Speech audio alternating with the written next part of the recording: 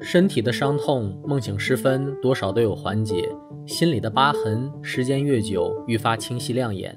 哈喽哈，这里是吴眼清的卡卡。仙台城西藏远走是教练的掌上明珠，高中就媲美大学选手的成绩，让他早早拿到保送的名额。走这个名字是练田径的父亲为他取的。阿走最怀念的是小时候在外面无忧无虑的跑步，被教练当作炫耀的商品，以及因为成绩好与其他队友区别对待，都让他倍感不适。但这些都不是阿走出手打教练的根本原因。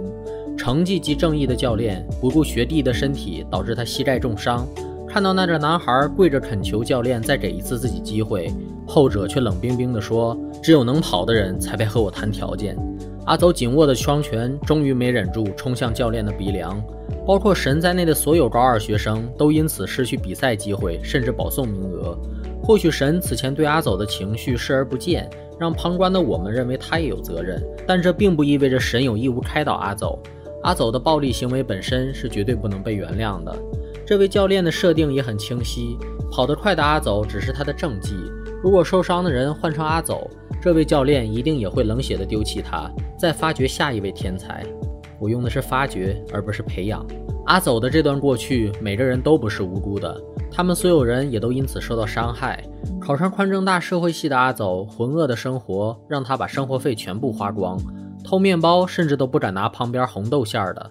尼古曾说跑步时会忘掉一切，感觉自己洁白无瑕，后辈阿走在逃跑时也确实如风似幻。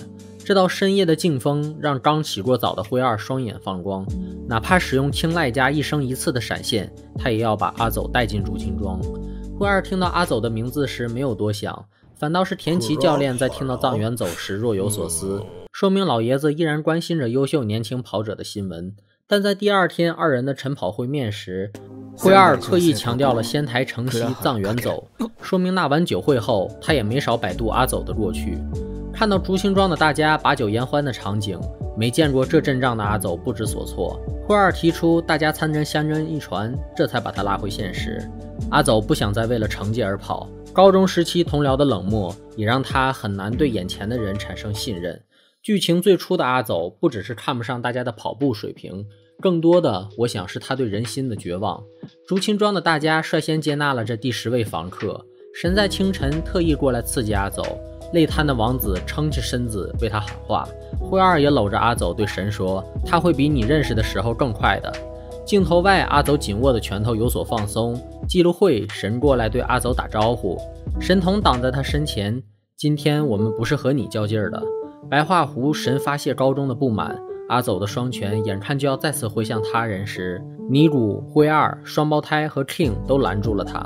大家不是担心队伍不能因此去相争，而是他们想告诉阿走这样做是不对的。外人讥讽竹青庄有黑人外援才能进乡人正赛吧，温柔的穆萨劝阻又要找人理论的阿走，解释了又能怎样呢？没关系的阿走，我们知道自己怎样就好了。流量记者趁着宽政大进入乡镇正赛，曝光阿走的黑历史。田崎教练也为他穿上正装给校长下跪求情。人会犯错，这没什么。阿走之前还会因为愤怒而握紧了拳头，现在他遇到了一群真心欣赏他的朋友，他们一起为阿走掰开手指。阿走对大家的态度从最开始的不想接触，到看到每个人都在认真拼搏，发自内心认可大家。不过认可态度不代表认可能力。酒桌上大家说希望自己可以跑得更快时，阿走害羞地说希望自己更会说话。聚会之后，他坦诚地对灰二说自己不看好队伍可以突破预赛，不过他没等到后者的回复，因为灰二已经累倒了。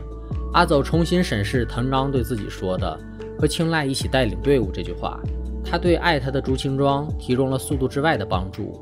他鼓励深爱长跑的尼古，若是依然眷恋，不如这次竭尽全力，帮助王子改掉骑行种跑步法，协助神童纠正低头跑步，成为阿雪战术的工具人，安慰赛前紧张的 King， 不再用拳头交流，而是跑着去把叛逆的双胞胎抓回来，用真诚的话语鼓励要跑2区的穆萨。在这个过程中，阿走完成了更会说话这个梦想。大家感叹白桦湖的景色时，他说因为我们是10个人一起来看，所以才会觉得格外美丽。预赛大家看到周围体校的人紧张，他说我们同样也是一路拼杀过来的，不比他们差，来鼓舞士气。名将伊万奇遗憾不能和他在2区再决雌雄。阿走说我们的王牌穆萨同样不会让你失望。灰二为神童带病坚持感到自责，阿走劝他说不是你为了自己的梦想折磨我们，而是你带我们来到这里，我们才发现商店街、家庭那些关心我们的人有多爱我们。而对自己，当灰二问他要不要跑花之2区时，阿走平静地回复听你的安排就好，因为只要脚下有路，我就会一直跑下去。这句话是阿走心态的重要转折体现。第一次记录会时，阿走在跑步时一直看着别人，他看了眼藤冈，以为不过如此，然后超越了他。在外圈与留学生马纳斯并列，进入冲刺阶段，内心想的是就这么点实力吗？马纳斯的加速让他猝不及防，已经被超越的藤冈更是后来居上。阿走嘴上总是说朱青庄的外行人瞧不起跑步，在我看来，这时候的阿走才是井底之蛙。紊乱的呼吸，颤抖的双腿，藏原走第一次在速度上不敌他人。灰二为他解答了疑问，对跑者的最高褒奖不是快，而是强。而阿走在第一次记录会时，根本不看此刻他不屑的队友，也没有正视1年多没有系统训练的自己。他的眼睛始终看着藤冈和马纳斯，而藤冈的眼睛在比赛时从来没有看向阿走。就像藤冈本人说的，不是成为奥运金牌就是成功的，跑者归根到底是要战胜昨天的自己。在经历朱青庄的一切后，阿走不再有高中时期的心烦意乱。灰二为他营造了一个可以专心奔跑的环境，阿走确实变得比神知道的那个他更快了。预赛中，阿走与伊万奇激烈较量时，眼神坚定且不再看向周围。赛后，伊万奇拍肩的意义也是非常深远的。伊万奇在贾府大学跑了4年，去年也和藤冈在花之2区上演激烈的对决。他在最后完成箱根时，周围的观众对他响起掌声，伊万奇也对学校、观众深深鞠躬。灰二对阿走说，和这位强者的对决会是你宝贵的跑者经历。再回看预赛，第一个冲线的留学生选手周围没有任何掌声，他只能自己悻悻地鼓掌，以及与后面冲线的他校留学生在寂静中拥抱。穆萨被人非议，我们才知道留学生作为雇佣兵并不被日本观众接受。这时候的阿走没有迷茫，也没有此前对马纳斯的不屑。被异国他乡观众认可的强者伊万奇对此刻的阿走做出赞赏的鼓励，这正是阿走变强的表现。9区决战之前，王者藤冈对他的认可就是正式对阿走下达的战书。此刻的阿走也能直抒胸臆地回应，我会很快刷新你创造的记录。回忆2人第一次比赛后，藤冈更多的是作为更强的跑者欣赏阿走。他主动说，报道里说的先抬肥毛腿就是你吗？面对刚刚输给自己的跑者，这句不带恶意的赞赏，想必阿走听起来会很刺耳吧。不过人的信心一般都不是来自自己，往往是最信任之人的肯定才能让信心变成决心。即便获得了伊万奇与藤冈这样强者的肯定，甚至可以淡然地面对神的挑衅，阿走依然需要那个人对他说出来，我敢保证，眼下你就是更出色的跑者。青濑灰二在电话里平静地告诉阿走，乌云笼罩的逆转9区起点，象征着国王的 King 把举交给阿走。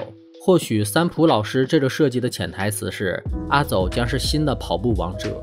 动画组在第1集就埋下了伏笔。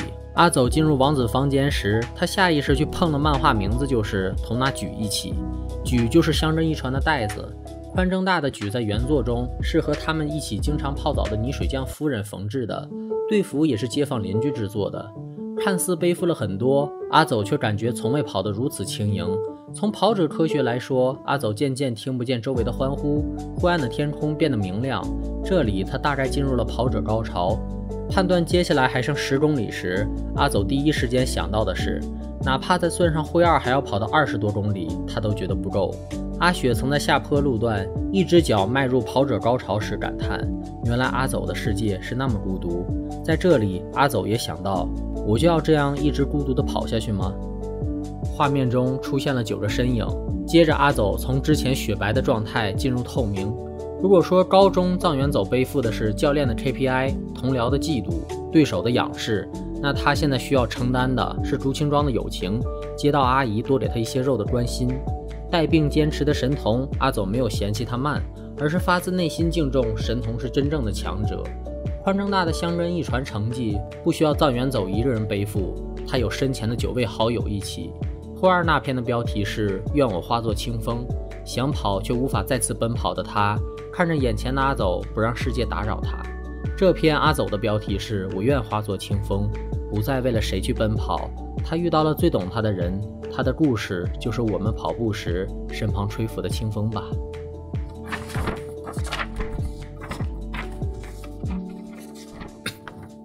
阿走的故事到这里就先告一段落了，若是觉得不错，还请3连支持一下，充电的话就更感激不尽了。想看更多强风吹拂人物传记，不妨点着关注追番哟。这周发生在我身上的事儿，我一点也不觉得意外，不如说这3年来和家人相处的相安无事，反而令我吃惊。记得直播的时候，有位小伙伴问完我的签名后说，卡卡是很温柔的人。我愣了2秒，诚实的回答他，我不太确定自己温柔与否，只能说自己还挺善良的。希望我的每一位听众都温暖善良，愿你们可以温柔的看待这个世界。下期也请回来见我哟，拜拜。